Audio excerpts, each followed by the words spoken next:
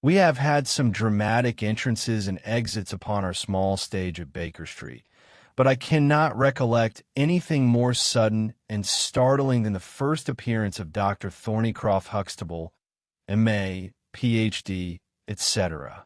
His card, which seemed too small to carry the weight of his academic distinctions, preceded him by a few seconds, and then he entered himself, so large, so pompous, and so dignified that he was the very embodiment of self-possession and solidity. And yet his first action, when the door had closed behind him, was to stagger against the table, whence he slipped down upon the floor, and there was that majestic figure prostrate and insensible upon our bearskin hearthrug. We had sprung to our feet, and for a few moments we stared in silent amazement at this ponderous piece of wreckage, which told of some sudden and fatal storm far out on the ocean of life. Then Holmes hurried with a cushion for his head, and I with brandy for his lips. The heavy, white face was seamed with lines of trouble. The hanging pouches under the closed eyes were leaden in color. The loose mouth drooped dolorously at the corners. The rolling chins were unshaven.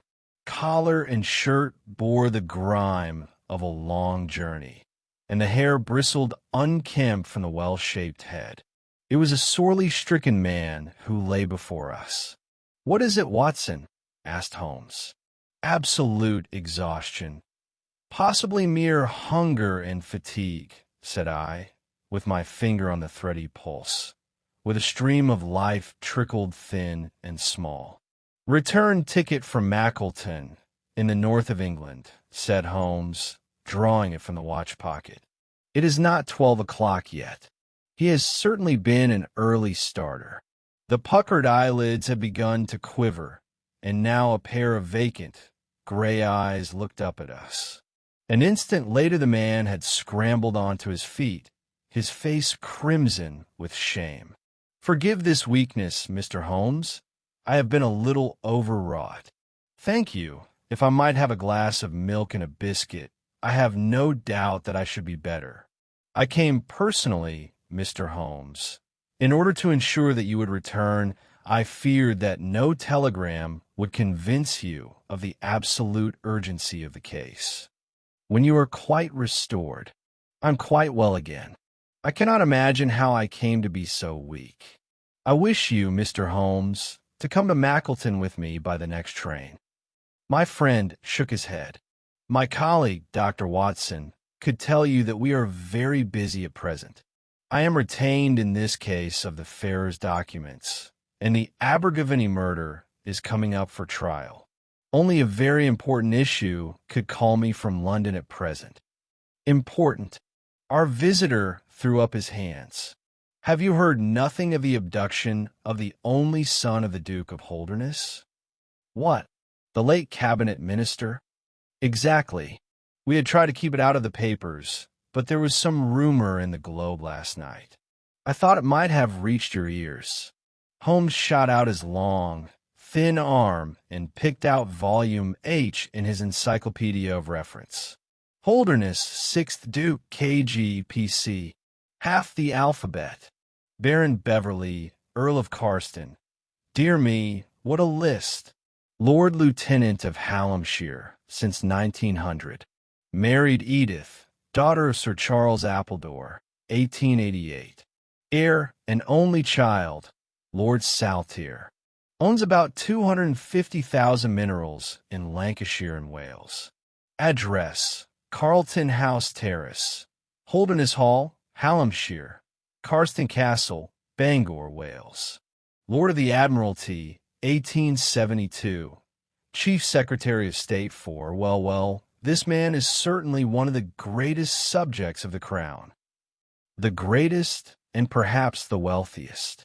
I am aware, Mr. Holmes, that you take a very high line in professional matters, and that you are prepared to work for the work's sake. I may tell you, however, that His Grace has already intimated that a check for £5,000 will be handed over to the person who can tell him where his son is, and another 1,000 to him who can name the man or men who have taken him." "It is a princely offer," said Holmes. "Watson, I think that we shall accompany Dr. Huxtable back to the north of England. And now, Dr. Huxtable, when you have consumed that milk, you will kindly tell me what has happened, when it happened, how it happened, and finally what Dr. Thornycroft Huxtable of the Priory School near Mackleton has to do with the matter, and why he comes 3 days after an event, the state of your chin gives the date, to ask for my humble services." Our visitor had consumed his milk and biscuits.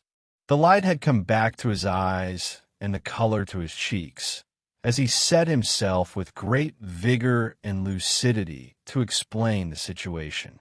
"I must inform you, gentlemen, that the Priory is a preparatory school, of which I am the founder and principal.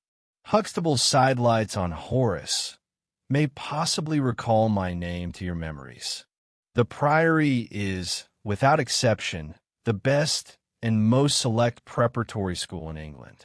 Lord Leverstoke, the Earl of Blackwater, Sir Cathcart Soames, they all have entrusted their sons to me. But I felt that my school had reached its zenith when, 3 weeks ago, the Duke of Holdernesse sent Mr. James Wilder, his secretary, with the intimation that young Lord Saltire, 10 years old, his only son and heir, was about to be committed to my charge. Little did I think that this would be the prelude to the most crushing misfortune of my life. On May 1st the boy arrived, that being the beginning of the summer term. He was a charming youth, and he soon fell into our ways. I may tell you, I trust that I am not indiscreet, but half-confidences are absurd in such a case, that he was not entirely happy at home. It is an open secret that the Duke's married life had not been a peaceful one, and the matter had ended in a separation by mutual consent, the Duchess taking up her residence in the south of France. This had occurred very shortly before, and the boy's sympathies are known to have been strongly with his mother. He moped after her departure from Holdernesse Hall, and it was for this reason that the Duke desired to send him to my establishment. In a fortnight the boy was quite at home with us, and was apparently absolutely happy. He was last seen on the night of May 13th, that is, the night of last Monday. His room was on the 2nd floor, and was approached through another larger room, in which 2 boys were sleeping. These boys saw and heard nothing, so that it is certain that young Saltire did not pass out that way. His window was open, and there is a stout ivy plant leading to the ground. We could trace no footmarks below, but it is sure that this is the only possible exit. His absence was discovered at 7 o'clock on Tuesday morning.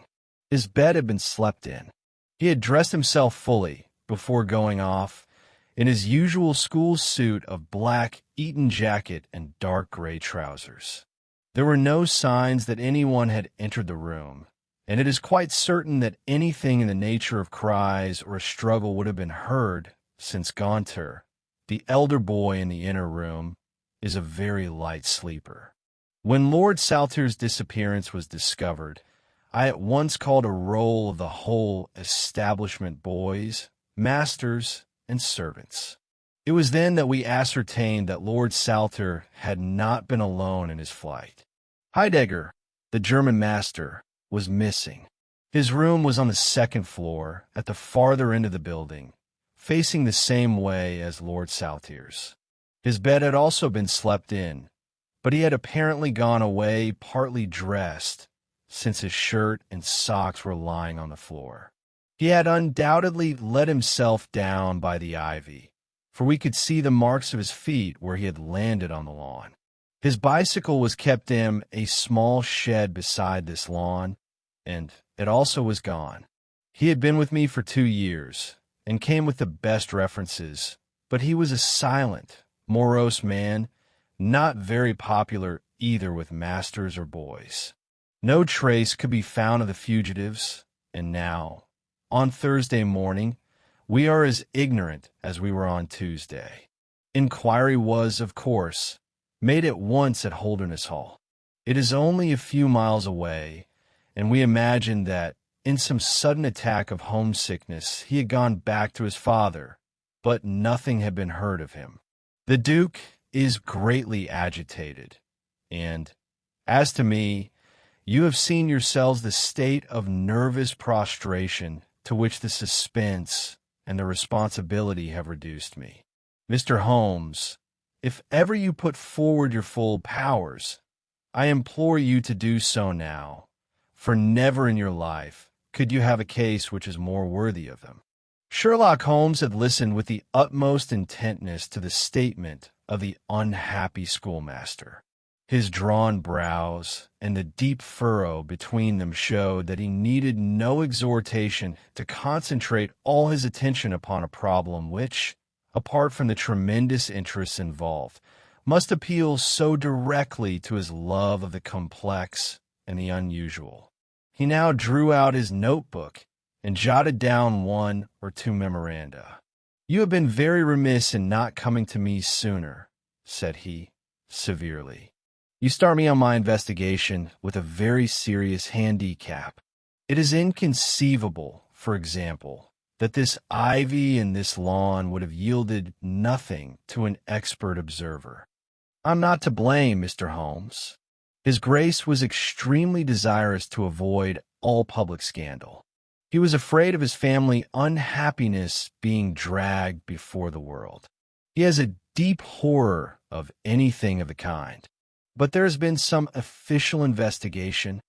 "Yes, sir, and it has proved most disappointing. An apparent clue was at once obtained, since a boy and a young man were reported to have been seen leaving a neighboring station by an early train.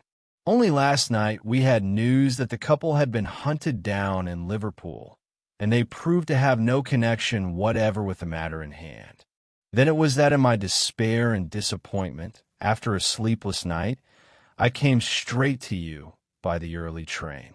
I suppose the local investigation was relaxed while this false clue was being followed up.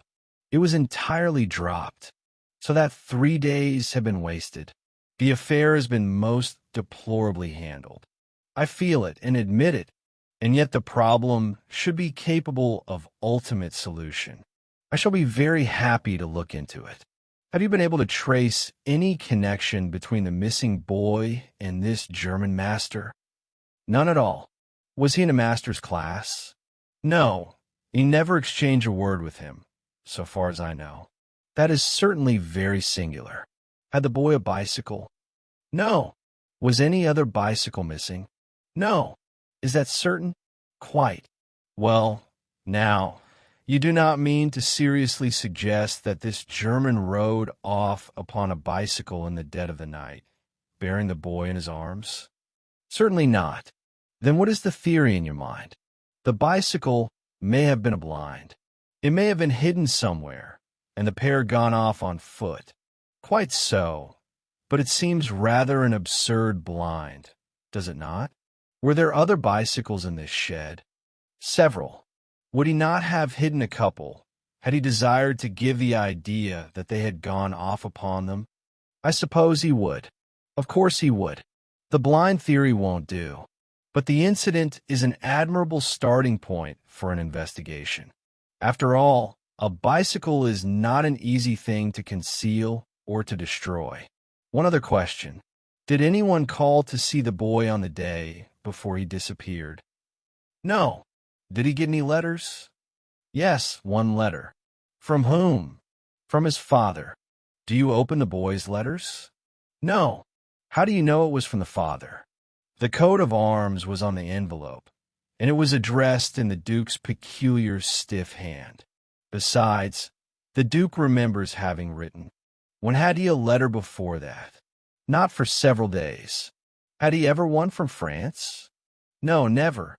You see the point of my questions, of course. Either the boy was carried off by force, or he went of his own free will. In the latter case, you would expect that some prompting from outside would be needed to make so young a lad do such a thing. If he has had no visitors, that prompting must have come in letters. Hence, I try to find out who were his correspondents. I fear I cannot help you much. His only correspondent, so far as I know, was his own father, who wrote to him on the very day of his disappearance. Were the relations between father and son very friendly? His Grace is never very friendly with anyone. He is completely immersed in large public questions and is rather inaccessible to all ordinary emotions. But he was always kind to the boy in his own way. But the sympathies of the latter were with the mother? Yes. Did he say so? No. The Duke, then? Good heavens, no. Then how could you know? I have had some confidential talks with Mr. James Wilder, his Grace's secretary. It was he who gave me the information about Lord Saltire's feelings. I see. By the way, that last letter of the Duke's, was it found in the boy's room after he was gone? No. He had taken it with him. I think, Mr. Holmes, it is time that we were leaving for Euston. I will order a four-wheeler. In a quarter of an hour, we shall be at your service. If you're telegraphing home, Mr. Huxtable, it will be well to allow the people in your neighborhood to imagine that the inquiry is still going on in Liverpool or wherever else that red herring led your pack. In the meantime, I will do a little quiet work at your own doors, and perhaps the scent is not so cold but that two old hounds like Watson and myself may get a sniff of it. That evening found us in the cold, bracing atmosphere of the Peak Country, in which Dr. Huxtable's famous school is situated. It was already dark when we reached it. A card was lying on the hall table, and the butler whispered something to his master, who turned to us with agitation in every heavy feature. "The Duke is here," said he. "The Duke and Mr. Wilder are in the study. Come, gentlemen, and I will introduce you." I was, of course, familiar with the pictures of the famous statesman, but the man himself was very different from his representation. He was a tall and stately person, scrupulously dressed, with a drawn, thin face and a nose which was grotesquely curved and long. His complexion was of a dead pallor, which was more startling by contrast with a long, dwindling beard of vivid red, which flowed down over his white waistcoat, with his watch chain gleaming through its fringe. Such was the stately presence who looked stonily at us from the center of Dr. Huxtable's hearthrug. Beside him stood a very young man, whom I understood to be Wilder, the private secretary. He was small, nervous, alert, with intelligent, light blue eyes and mobile features. It was he who at once, in an incisive and positive tone, opened the conversation. "I called this morning, Dr. Huxtable, too late to prevent you from starting for London. I learned that your object was to invite Mr. Sherlock Holmes to undertake the conduct of this case. His Grace is surprised, Dr. Huxtable, that you should have taken such a step without consulting him. When I learned that the police had failed, His Grace is by no means convinced that the police have failed. But surely, Mr. Wilder, you are well aware, Dr. Huxtable, that His Grace is particularly anxious to avoid all public scandal. He prefers to take as few people as possible into his confidence. "The matter can be easily remedied," said the browbeaten doctor. "Mr. Sherlock Holmes can return to London by the morning train." "Hardly that, doctor, hardly that," said Holmes in his blandest voice. "This northern air is invigorating and pleasant, so I propose to spend a few days upon your moors and to occupy my mind as best I may.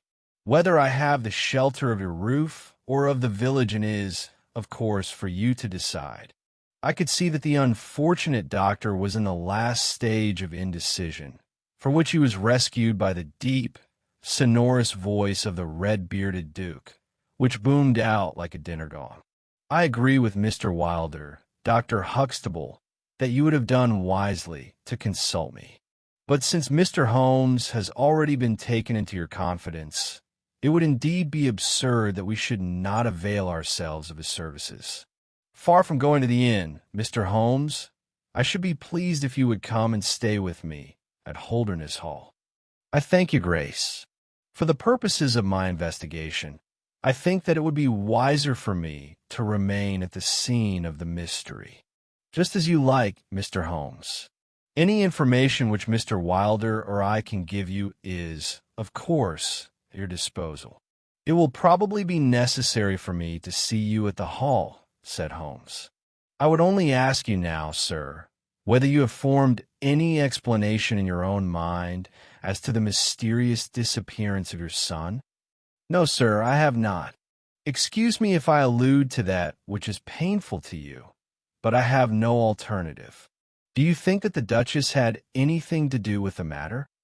The great minister showed perceptible hesitation. I do not think so, he said at last. The other most obvious explanation is that the child has been kidnapped for the purpose of levying ransom.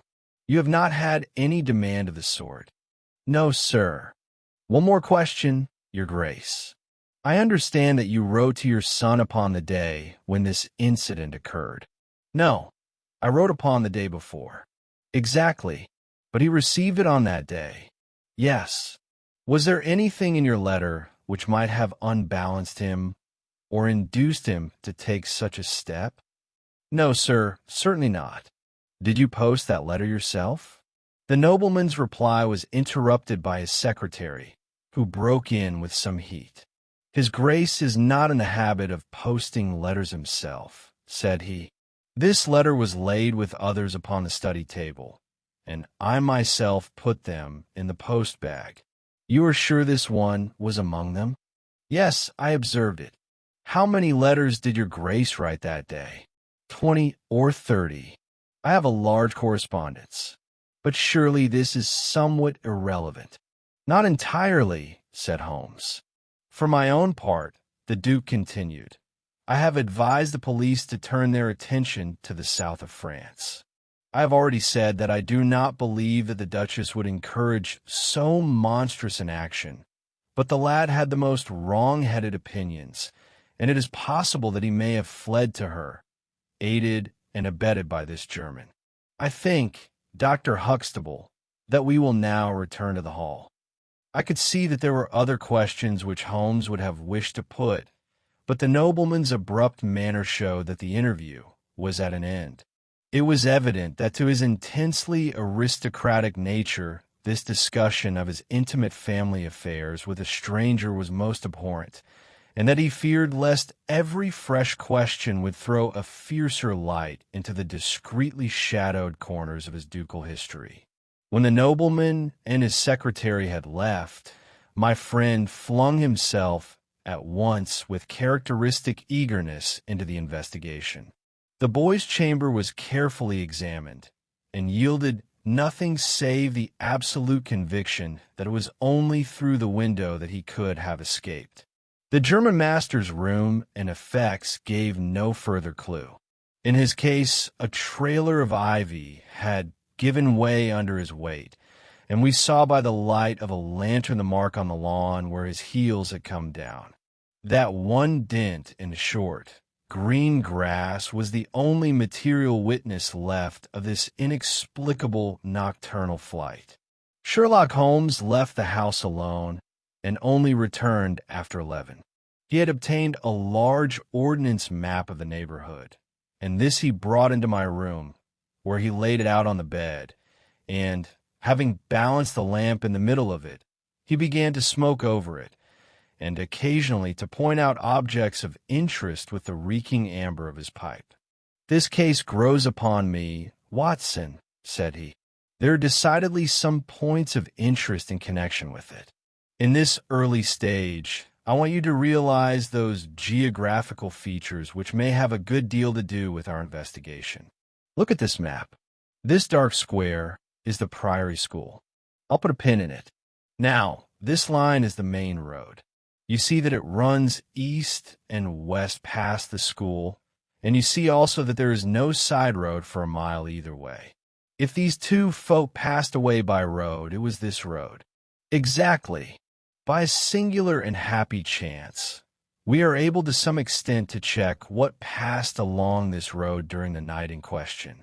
At this point, where my pipe is now resting, a county constable was on duty from 12 to 6. It is, as you perceive, the first crossroad on the east side. This man declares that he was not absent from his post for an instant, and he is positive that neither boy nor man could have gone that way unseen.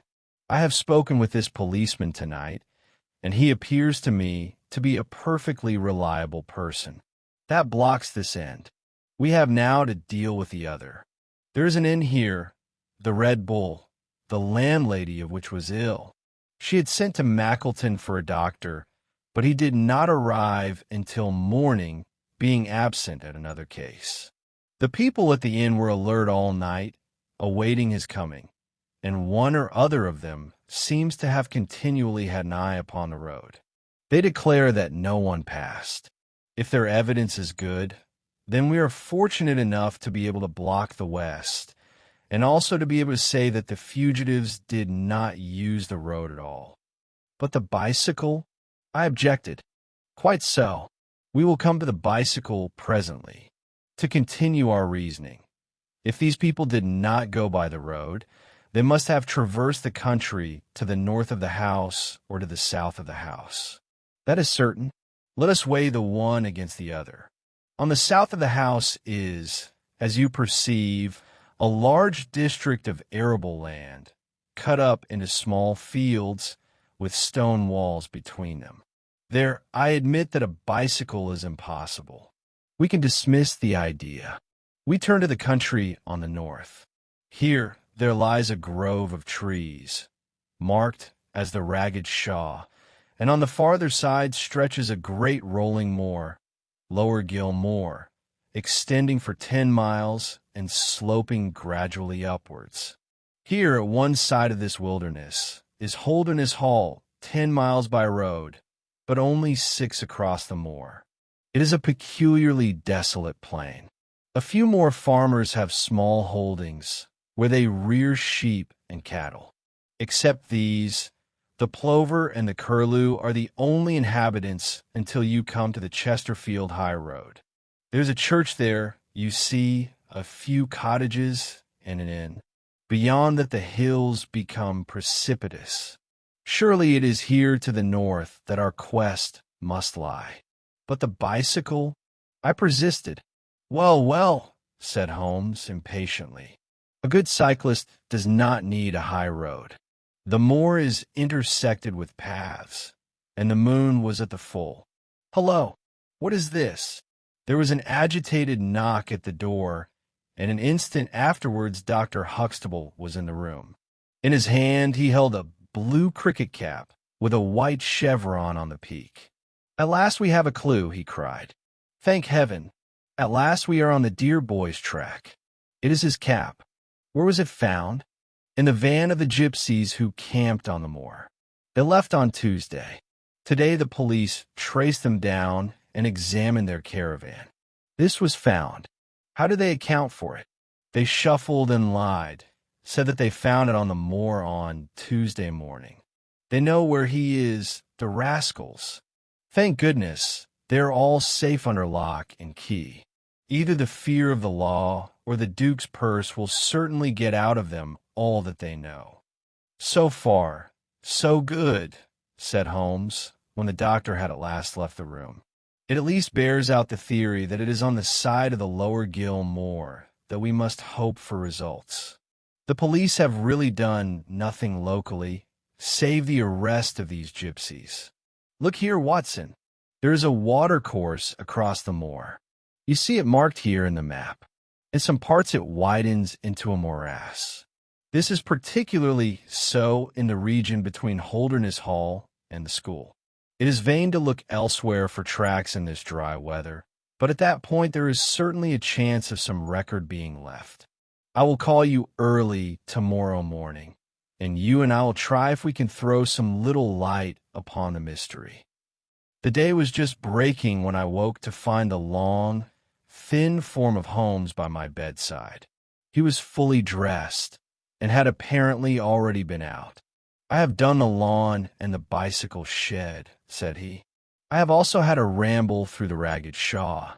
Now, Watson, there is cocoa ready in the next room. I must beg you to hurry, for we have a great day before us." His eyes shone, and his cheek was flushed with the exhilaration of the master workman who sees his work lie ready before him. A very different Holmes, this active, alert man, from the introspective and pallid dreamer of Baker Street. I felt, as I looked upon that supple figure, alive with nervous energy, that it was indeed a strenuous day that awaited us. And yet it opened in the blackest disappointment. With high hopes we struck across the peaty, russet moor, intersected with 1,000 sheep paths, until we came to the broad, light green belt which marked the morass between us and Holdernesse. Certainly, if the lad had gone homewards, he must have passed this, and he could not pass it without leaving his traces. But no sign of him or the German could be seen. With a darkening face my friend strode along the margin, eagerly observant of every muddy stain upon the mossy surface.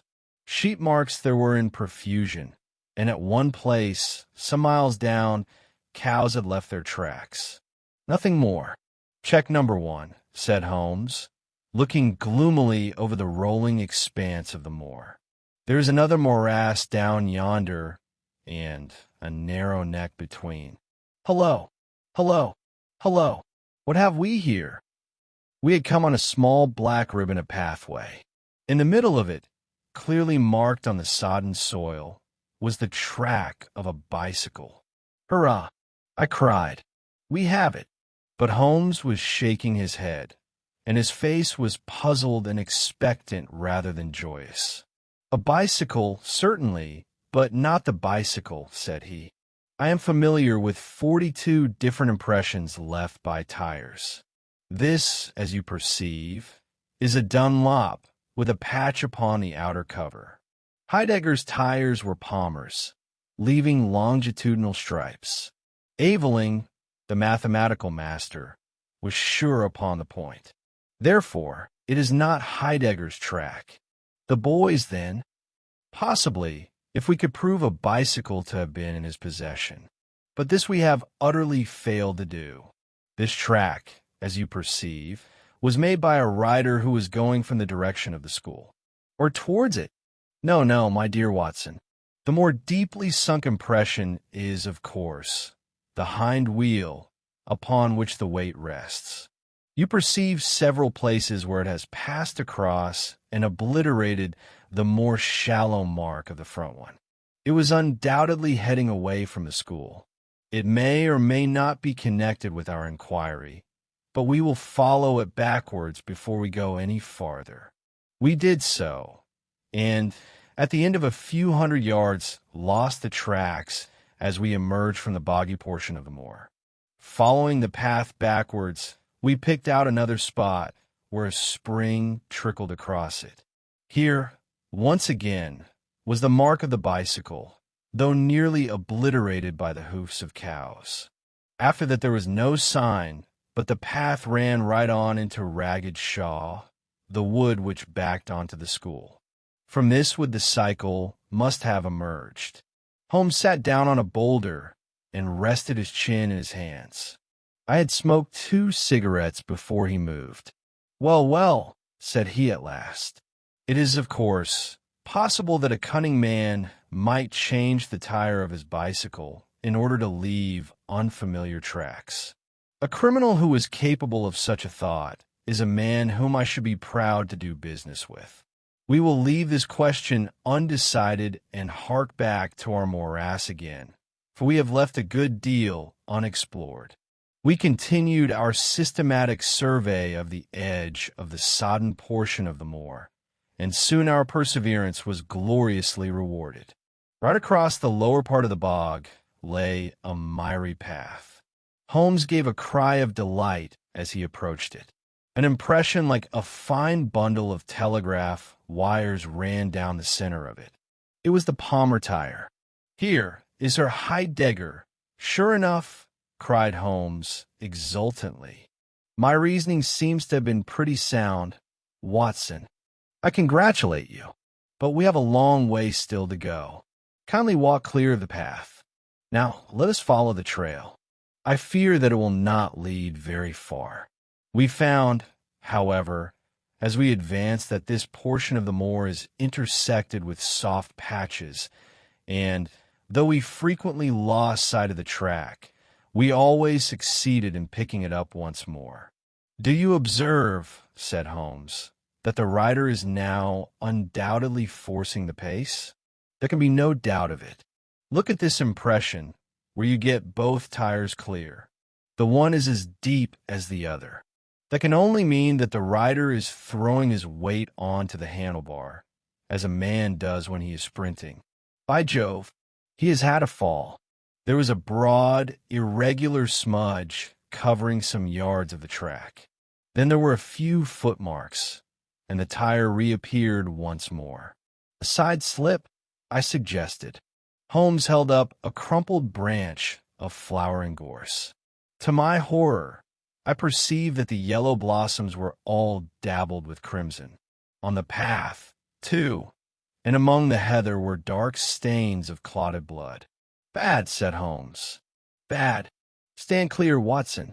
Not an unnecessary footstep. What do I read here? He fell wounded. He stood up. He remounted. He proceeded. But there is no other track. Cattle on this side path. He was surely not gored by a bull. Impossible. But I see no traces of anyone else. We must push on, Watson. Surely, with stains as well as the track to guide us, he cannot escape us now.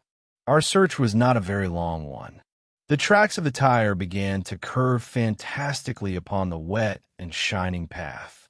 Suddenly, as I looked ahead, the gleam of metal caught my eye from amid the thick gorse bushes.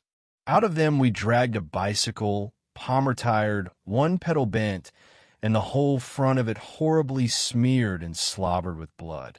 On the other side of the bushes, a shoe was projecting. We ran round, and there lay the unfortunate rider. He was a tall man, full-bearded, with spectacles, one glass of which had been knocked out.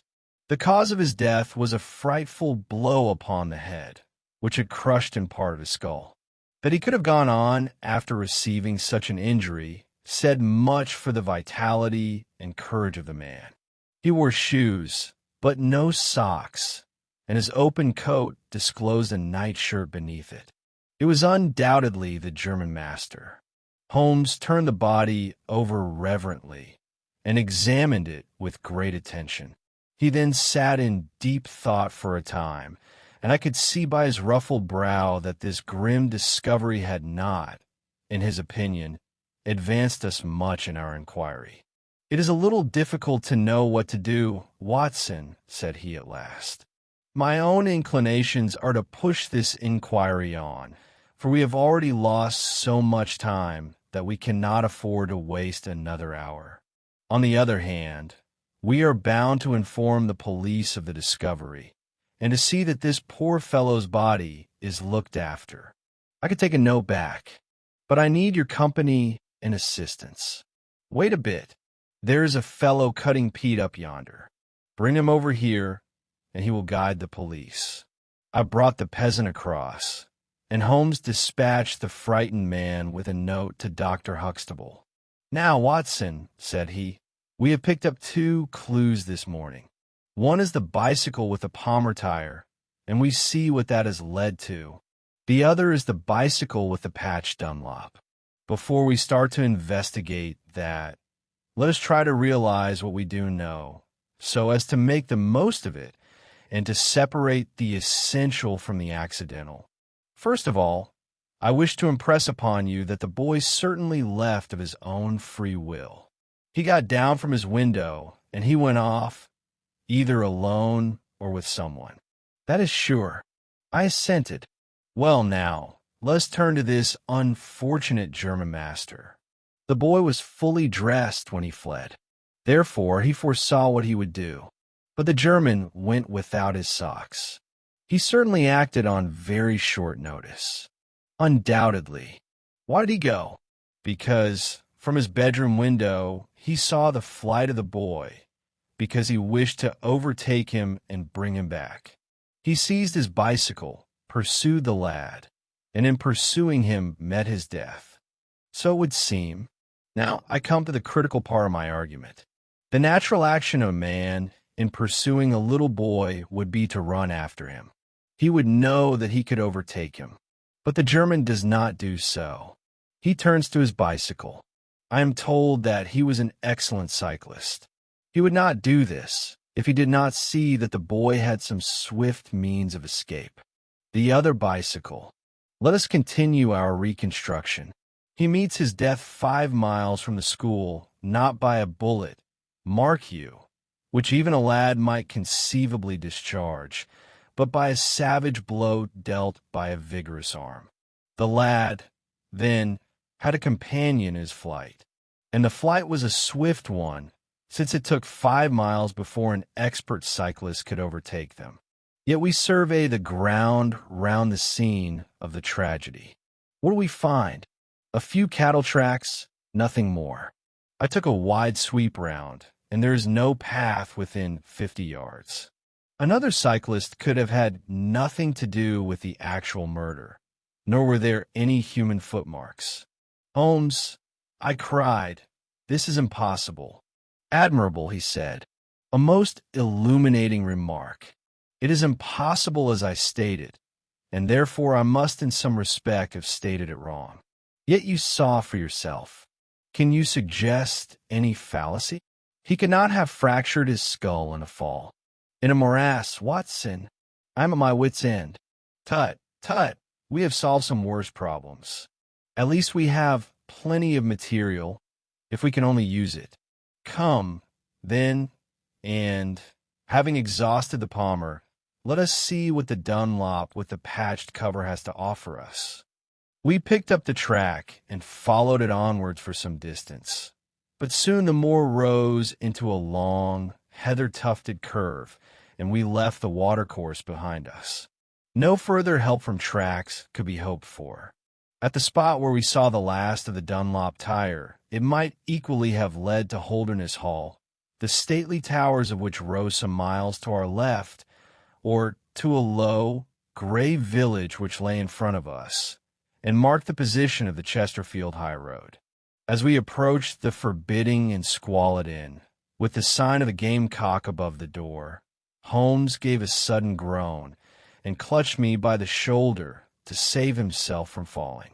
He had had one of those violent strains of the ankle which leave a man helpless. With difficulty he limped up to the door, where a squat, dark, elderly man was smoking a black clay pipe. "How are you, Mr. Reuben Hayes?" said Holmes. "Who are you, and how do you get my name so pat?" The countryman answered, with a suspicious flash of a pair of cunning eyes. "Well, it's printed on the board above your head. It's easy to see a man who is master of his own house. I suppose you haven't such a thing as a carriage in your stables?" "No, I have not. I can hardly put my foot to the ground." "Don't put it to the ground." "But I can't walk." "Well, then, hop." Mr. Reuben Hayes' manner was far from gracious, but Holmes took it with admirable good humor. "Look here, my man," said he. "This is really rather an awkward fix for me. I don't mind how I get on." "Neither do I," said the morose landlord. "The matter is very important. I would offer you a sovereign for the use of a bicycle." The landlord pricked up his ears. "Where do you want to go?" "To Holdernesse Hall." "Pals of the Duke, I suppose," said the landlord, surveying our mud-stained garments with ironical eyes. Holmes laughed good-naturedly. "He'll be glad to see us, anyhow." "Why?" "Because we bring him news of his lost son." The landlord gave a very visible start. "What, you're on his track?" "He has been heard of in Liverpool. They expect to get him every hour." Again a swift change passed over the heavy, unshaven face. His manner was suddenly genial. "I've less reason to wish the Duke well than most men," said he, "for I was his head coachman once, and cruel bad he treated me. It was him that sacked me without a character on the word of a lying corn chandler. But I'm glad to hear that the young lord was heard of in Liverpool, and I'll help you to take the news to the hall." "Thank you," said Holmes. "We'll have some food first. Then you can bring round the bicycle." "I haven't got a bicycle." Holmes held up a sovereign. "I tell you, man, that I haven't got one. I'll let you have 2 horses as far as the hall."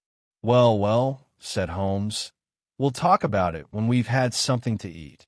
When we were left alone in the stone-flagged kitchen, it was astonishing how rapidly that sprained ankle recovered. It was nearly nightfall, and we had eaten nothing since early morning, so that we spent some time over our meal. Holmes was lost in thought, and once or twice he walked over to the window and stared earnestly out. It opened on to a squalid courtyard. In the far corner was a smithy, where a grimy lad was at work. On the other side were the stables. Holmes had sat down again after one of these excursions, when he suddenly sprang out of his chair with a loud exclamation. "By heaven, Watson, I believe that I've got it," he cried. "Yes, yes, it must be so. Watson, do you remember seeing any cow tracks today?" "Yes, several." "Where?" "Well, everywhere.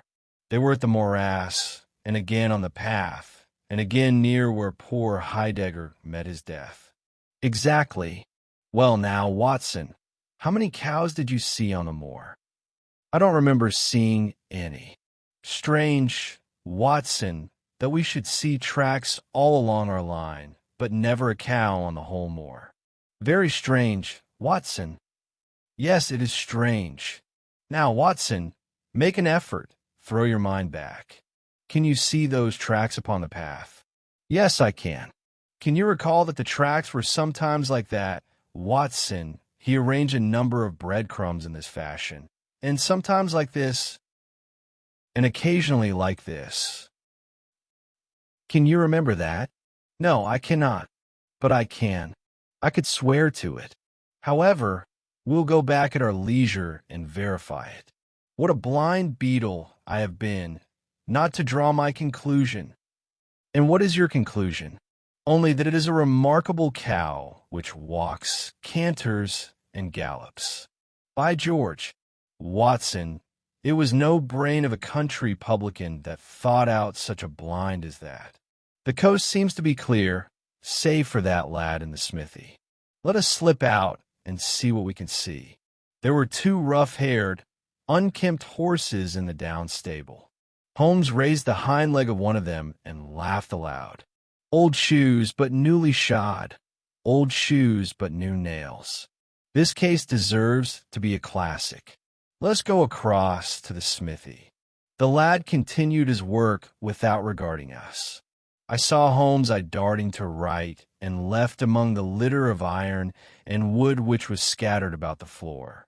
Suddenly, however, we heard a step behind us, and there was the landlord, his heavy eyebrows drawn down over his savage eyes, his swarthy features convulsed with passion.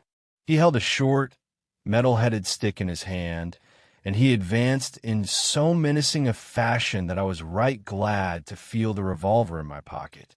"You infernal spies!" the man cried. "What are you doing there?" "Why, Mr. Reuben Hayes," said Holmes, coolly, "one might think that you were afraid of our finding something out." The man mastered himself with a violent effort, and his grim mouth loosened into a false laugh, which was more menacing than his frown. "You're welcome to all you can find out in my smithy," said he. "But look here, mister, I don't care for folk poking about my place without my leave. So the sooner you pay your score and get out of this, the better. I shall be pleased." "All right, Mr. Hayes, no harm meant," said Holmes. "We have been having a look at your horses, but I think I'll walk after all. It's not far, I believe. Not more than 2 miles to the hall gates. That's the road to the left." He watched us with sullen eyes until we had left his premises. We did not go very far along the road, for Holmes stopped the instant that the curve hid us from the landlord's view. We were warm, as the children say, at that inn, said he. I seem to grow colder every step that I take away from it. No, I can't possibly leave it. I am convinced, said I, that this Reuben Hayes knows all about it. A more self-evident villain I never saw. Oh, he impressed you in that way, did he? There are the horses, there is the smithy. Yes, it is an interesting place, this Fighting Cock. I think we shall have another look at it in an unobtrusive way. A long, sloping hillside dotted with gray limestone boulders stretched behind us. We had turned off the road and were making our way up the hill when, looking in the direction of Holdernesse Hall, I saw a cyclist coming swiftly along. "Get down, Watson!" cried Holmes with a heavy hand upon my shoulder. We had hardly sunk from view when a man flew past us on the road. Amid a rolling cloud of dust, I caught a glimpse of a pale, agitated face, a face with horror in every lineament, the mouth open, the eyes staring wildly in front. It was like some strange caricature of the dapper James Wilder, whom we had seen the night before. "The Duke's secretary!" cried Holmes. "Come, Watson, let us see what he does." We scrambled from rock to rock, until in a few moments we had made our way to a point from which we could see the front door of the inn. Wilder's bicycle was leaning against the wall beside it. No one was moving about the house, nor could we catch a glimpse of any faces at the windows. Slowly the twilight crept down as the sun sank behind the high towers of Holdernesse Hall. Then, in the gloom, we saw the two side lamps of a trap light up in the stable yard of the inn, and shortly afterwards heard the rattle of hoofs as it wheeled out into the road and tore off at a furious pace in the direction of Chesterfield. "What do you make of that, Watson?" Holmes whispered. "It looks like a flight. A single man in a dog-cart, so far as I could see.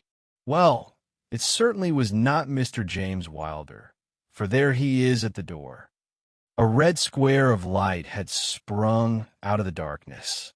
In the middle of it was the black figure of the secretary, his head advanced, peering out into the night. It was evident that he was expecting someone. Then at last there were steps in the road. A second figure was visible for an instant against the light, the door shut, and all was black once more. 5 minutes later a lamp was lit in a room upon the first floor. "It seems to be a curious class of custom that is done by the Fighting Cock," said Holmes. "The bar is on the other side." "Quite so.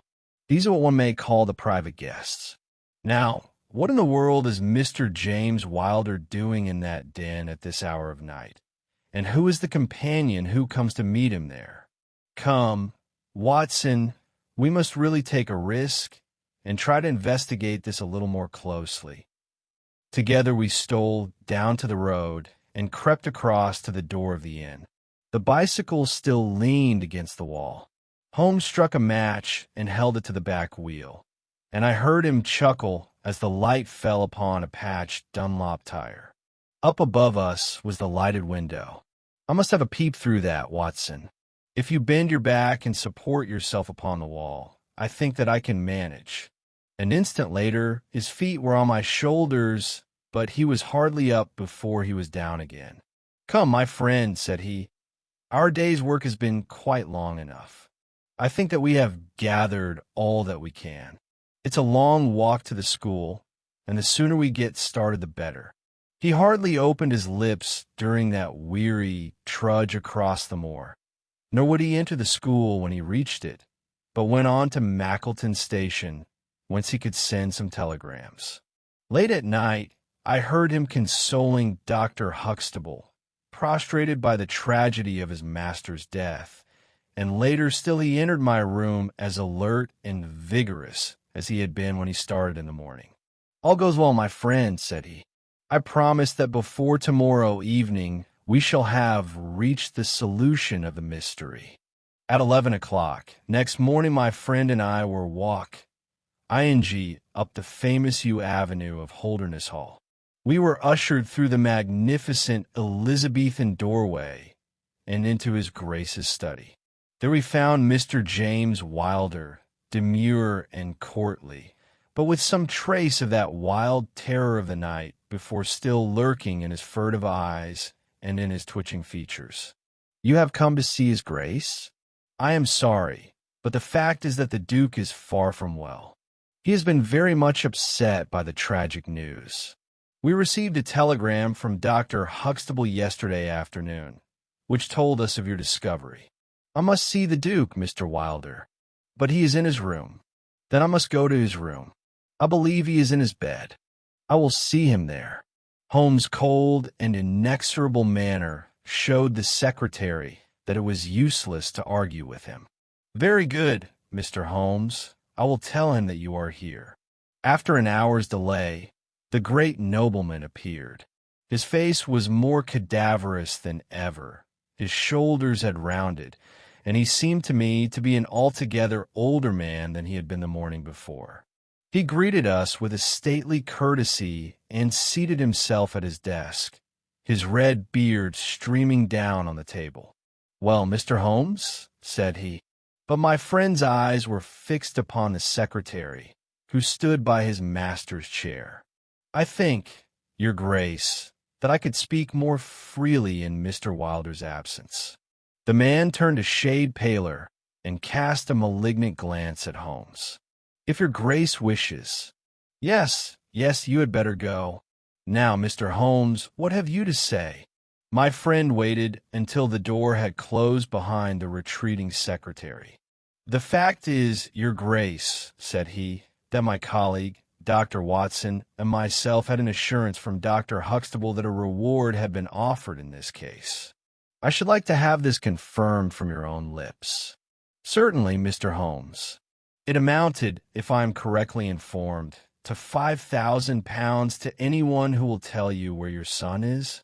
"Exactly. And another 1,000 to the man who will name the person or persons who keep him in custody?" "Exactly.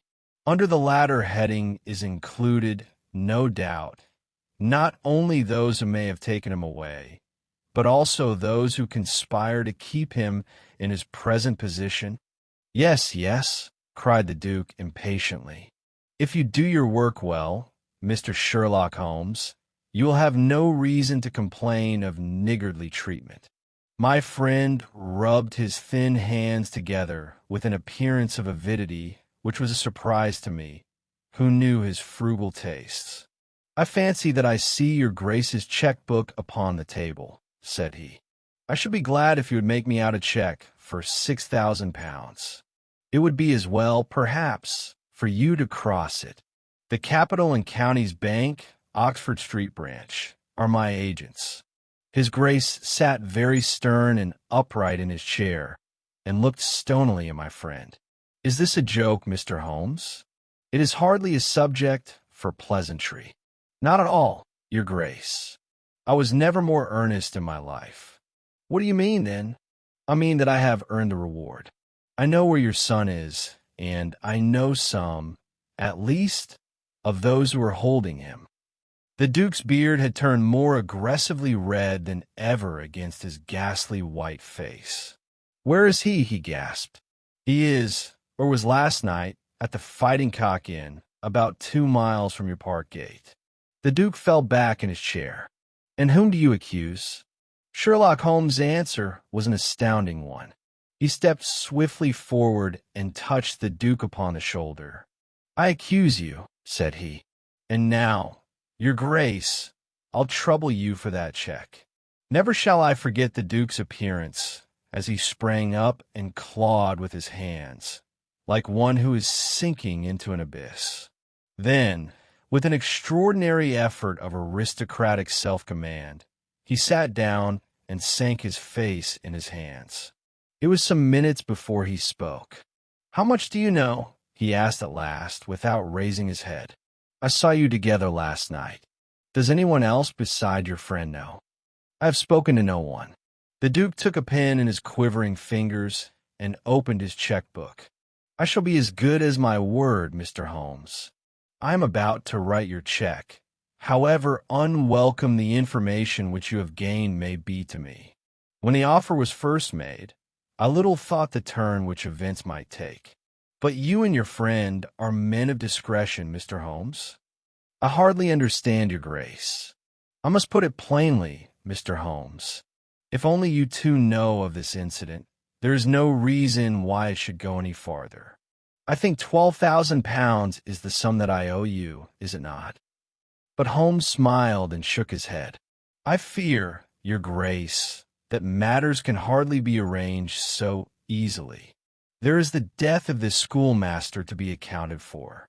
But James knew nothing of that. You cannot hold him responsible for that. It was the work of this brutal ruffian whom he had the misfortune to employ.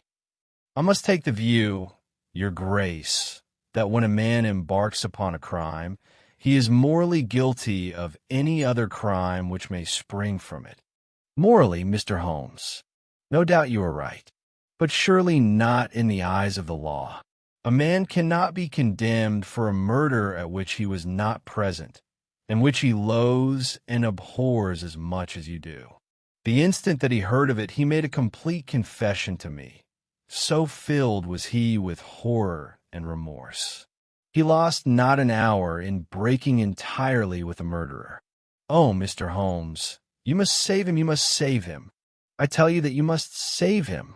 The Duke had dropped the last attempt at self-command, and was pacing the room with a convulsed face and with his clenched hands raving in the air. At last he mastered himself, and sat down once more at his desk. "I appreciate your conduct in coming here before you spoke to anyone else," said he. "At least, we may take counsel how far we can minimize this hideous scandal." "Exactly," said Holmes. "I think, your grace, that this can only be done by absolute frankness between us. I am disposed to help your grace to the best of my ability, but in order to do so, I must understand to the last detail how the matter stands. I realize that your words applied to Mr. James Wilder, and that he is not the murderer. No, the murderer has escaped." Sherlock Holmes smiled demurely. "Your grace can hardly have heard of any small reputation which I possess, or you would not imagine that it is so easy to escape me. Mr. Reuben Hayes was arrested at Chesterfield, on my information, at 11 o'clock last night.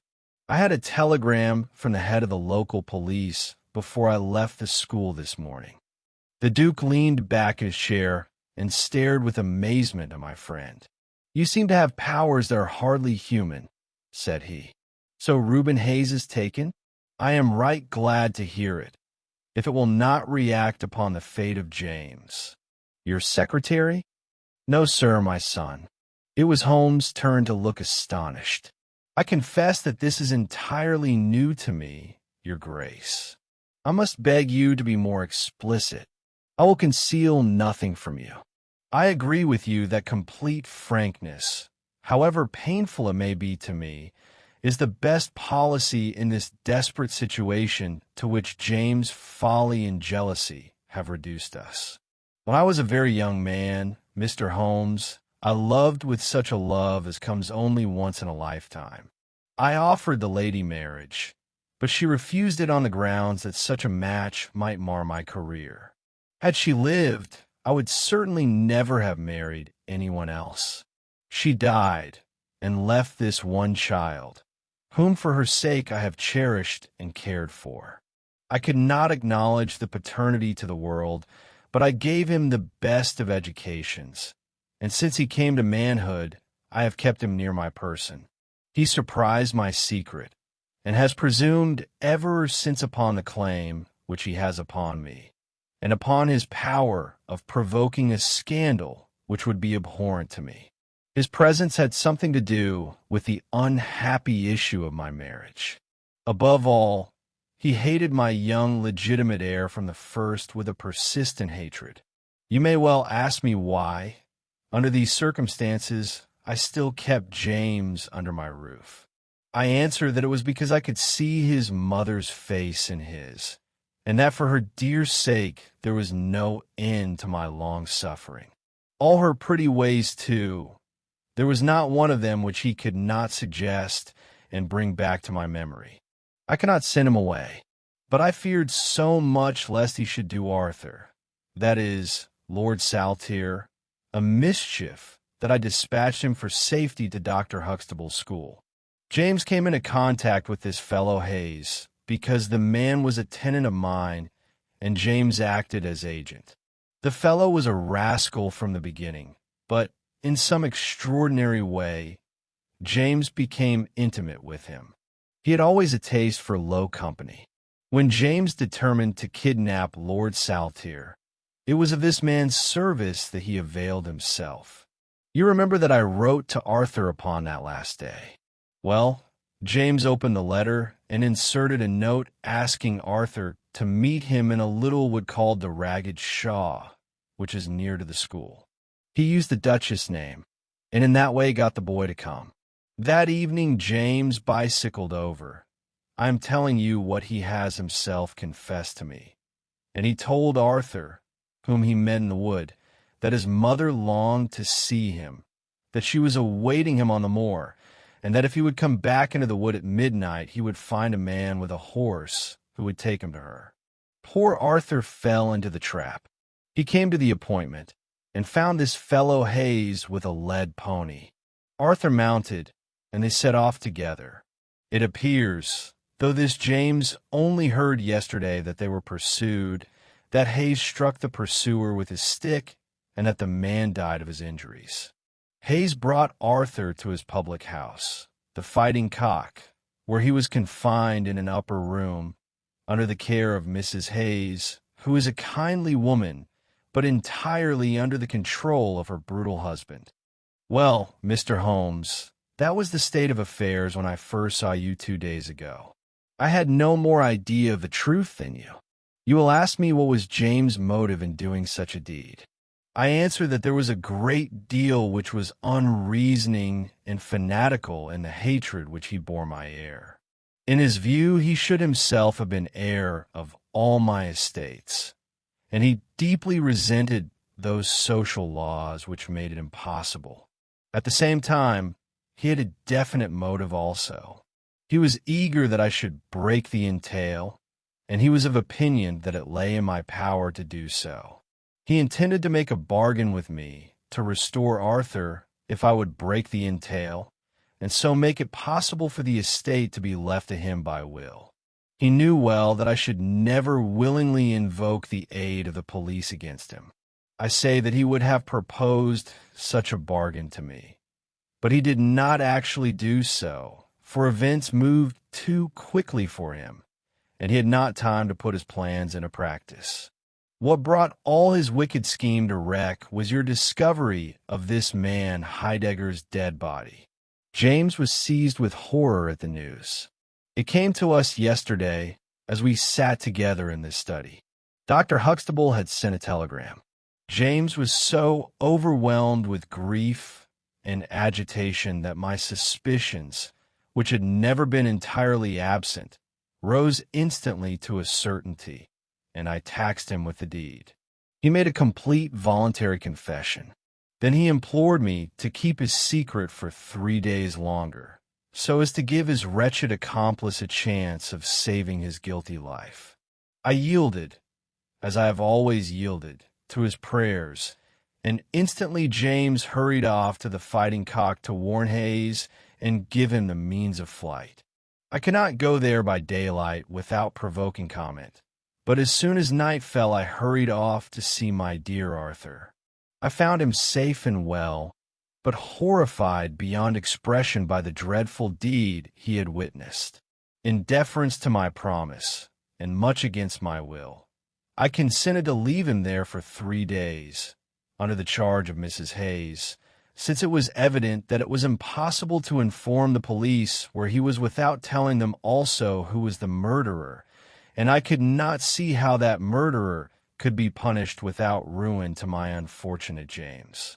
You asked for frankness, Mr. Holmes, and I have taken you at your word, for I have now told you everything without an attempt at circumlocution or concealment. Do you in your turn be as frank with me?" "I will," said Holmes. "In the first place, your grace, I am bound to tell you that you have placed yourself in a most serious position in the eyes of the law. You have condoned a felony, and you have aided the escape of a murderer, for I cannot doubt that any money which was taken by James Wilder to aid his accomplice in his flight came from your grace's purse." The Duke bowed his assent. "This is indeed a most serious matter. Even more culpable, in my opinion, your grace, is your attitude towards your younger son. You leave him in this den for 3 days, under solemn promises. What are promises to such people as these?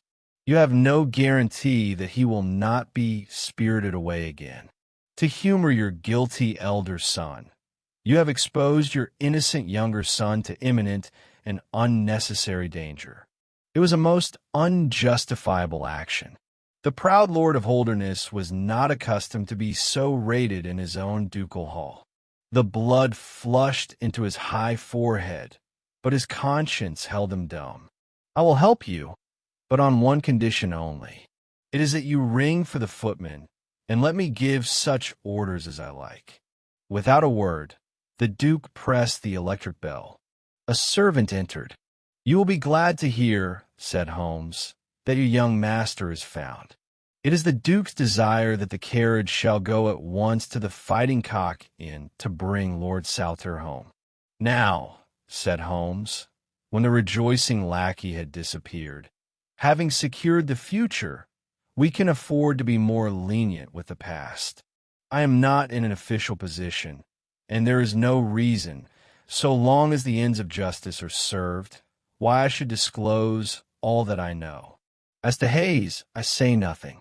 The gallows awaits him, and I would do nothing to save him from it. What he will divulge I cannot tell, but I have no doubt that your grace could make him understand that it is to his interest to be silent. From the police point of view, he will have kidnapped the boy for the purpose of ransom. If they do not themselves find it out, I see no reason why I should prompt them to take a broader point of view. I would warn your grace, however, that the continued presence of Mr. James Wilder in your household can only lead to misfortune. I understand that, Mr. Holmes, and it is already settled that he shall leave me forever and go to seek his fortune in Australia. In that case, your grace, since you have yourself stated that any unhappiness in your married life was caused by his presence, I would suggest that you make such amends as you can to the Duchess, and that you try to resume those relations which have been so unhappily interrupted. That also I have arranged, Mr. Holmes. I wrote to the Duchess this morning." "In that case," said Holmes, rising, "I think that my friend and I can congratulate ourselves upon several most happy results from our little visit to the north. There is one other small point upon which I desire some light. This fellow Hayes had shod his horses with shoes which counterfeited the tracks of cows. Was it from Mr. Wilder that he learned so extraordinary a device?" The Duke stood in thought for a moment, with a look of intense surprise on his face. Then he opened a door and showed us into a large room furnished as a museum. He led the way to a glass case in a corner and pointed to the inscription. "These shoes," it ran, "were dug up in the moat of Holdernesse Hall. They are for the use of horses, but they are shaped below with a cloven foot of iron, so as to throw pursuers off the track. They are supposed to have belonged to some of the marauding barons of Holdernesse in the Middle Ages." Holmes opened the case, and moistening his finger, he passed it along the shoe. A thin film of recent mud was left upon his skin. "Thank you," said he, as he replaced the glass. "It is the second most interesting object that I have seen in the North. And the first." Holmes folded up his check and placed it carefully in his notebook. "I am a poor man," said he, as he patted it affectionately, and thrust it into the depths of his inner pocket.